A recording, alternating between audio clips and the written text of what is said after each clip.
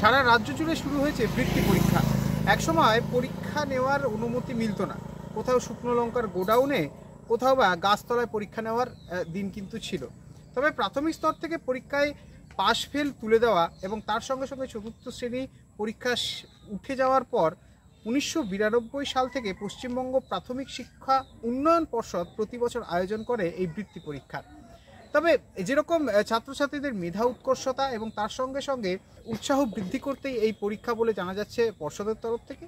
এবং সরকার পাশে না থাকলেও সারা পশ্চিমবঙ্গব্যাপী এত ছাত্রছাত্রী অ্যাডমিট কার্ড, পরীক্ষার প্রশ্ন উত্তরপত্র, মার্কশিট, সার্টিফিকেট যথাসময়ে পরীক্ষার্থীর কাছে পৌঁছে দেওয়া, অসংখ্য স্বেচ্ছাসেবী সংগঠন, তার সঙ্গে সঙ্গে শিক্ষক শিক্ষিকারা, শিক্ষাকর্মীদের স্বেচ্ছায় শ্রম দেওয়া ফলেই সম্ভব হয়েছে বলে এমনটাই মনে করছে কর্তৃপক্ষরা।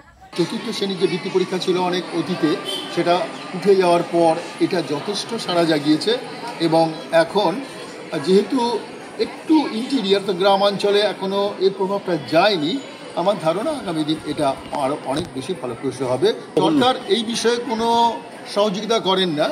উপরন্তু আমার অতীতে একজন বলে গেলেন যে প্রতিকূলতার মধ্যেও শুরু হয়েছে এবং মানুষ যে এই ব্যাপারটাকে খুব স্বতঃস্ফূর্তভাবে নিয়েছে তা পরীক্ষা ব্যবস্থাটা দেখে বোঝা যায়।